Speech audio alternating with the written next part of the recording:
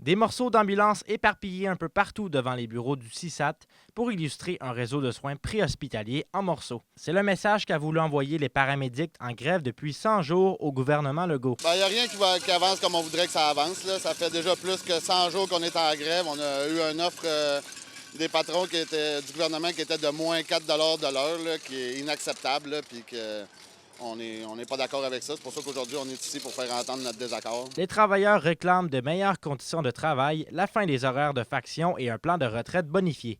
Ils affirment que les conditions actuelles nuisent au maintien du personnel en Abitibi-Témiscamingue. En ce moment, il n'y a pas les ressources pour combler l'ensemble des postes. Les conditions de travail ne font pas que les paramédics restent et s'engagent en région à long terme. Puis ça démontre la fragilité. Ce que ça fait, c'est que lorsqu'il y a des absences maladie, comme il y en a dans tous les réseaux, dans tous les milieux de travail, bien, c'est le réseau qui risque d'en pâtir.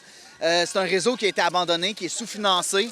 Faut pas l'oublier, c'est un réseau qui est souvent vu comme une dépense plutôt qu'un investissement de la part des gouvernements. La CSN soutient que dans plusieurs secteurs, notamment Malartic et Rouyn-Noranda, il n'y a qu'un seul véhicule disponible, ce qui allonge les délais d'intervention. Secteurs de la région comme la 117, où on sait que d'un bout à l'autre, donc à Malartic, maintenant, il y a un véhicule à l'heure.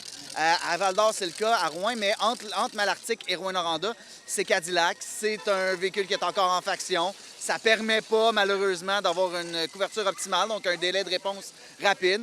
Puis il y a d'autres secteurs comme ça dans la région qui ne bénéficient pas d'une qualité de service. On n'a pas une couverture en région qui est équivalente à celle des grands centres, puis ça, bien, c'est déplorable parce qu'on paye les mêmes impôts. Les syndiqués multiplient les moyens de pression pour obtenir une entente qui est équitable pour tous.